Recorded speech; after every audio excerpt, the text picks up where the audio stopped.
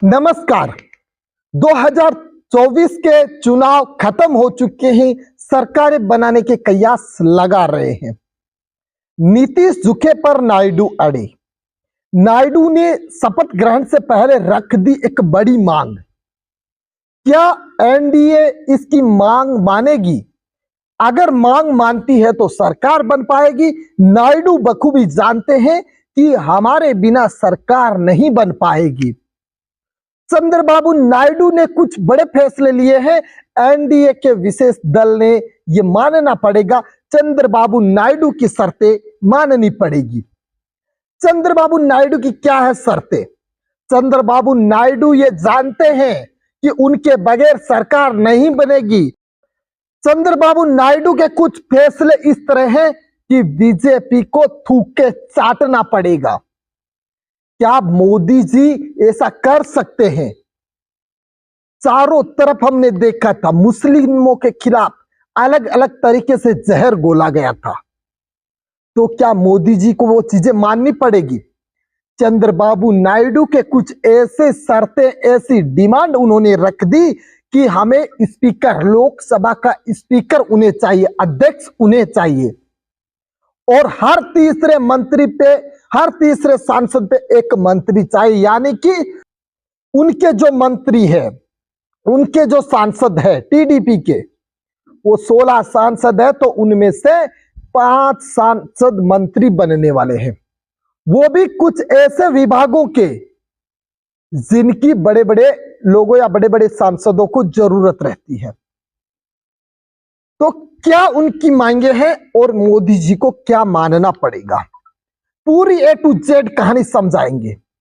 BJP 240 सीटें जीतने के बाद भी सरकार नहीं बना पा रही है। सामने एनडीए जो है, इंडिया तो सरकार के इर्द गिर्द भी नहीं पहुंची। तो नीतीश कुमार और जो चंद्रबाबू नायडू है, पूरी सुई इनके ऊपर टिकी हुई है। ये जहां पे अड़ गए वहीं पे सरकार बनेगी। तो हाल फिलहाल में देखा जा रहा है तो चंद्रबाबू नायडू और नीतीश कुमार एनडीए दल के में शामिल हो चुके हैं, बीजेपी की सरकार बनवाने के लिए तैयार हो चुके हैं।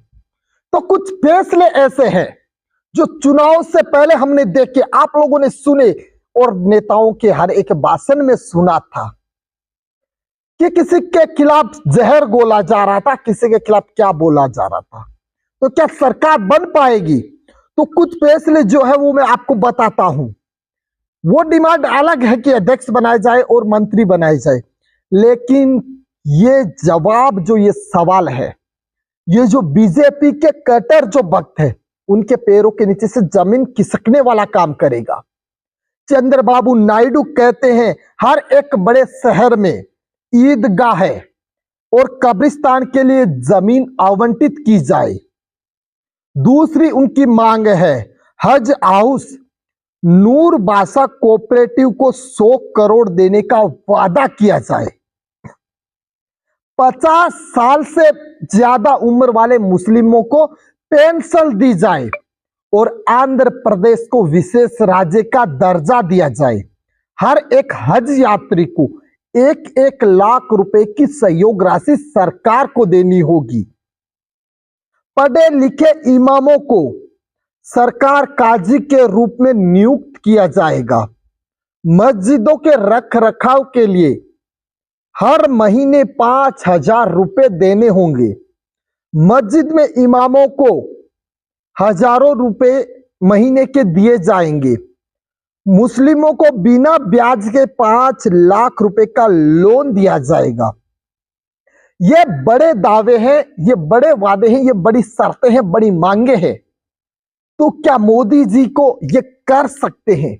मोदी जी को करना पड़ेगा अगर उनको सरकार बनवानी है। तो हमने देखे थे, एक तरफ ये बोला गया था कि हमें इनसे खतरा है, इनसे खतरा है, हिंदुओं को जगाना है, हिंदुओं के लिए ये करना है।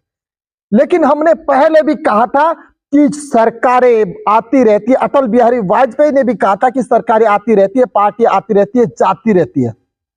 हमारे जैसे कई लोगों ने आपको सिखाया कि आप बात कीजिए रोजगार की, बात कीजिए शिक्षा की, ना आप धर्मों में उलझिए।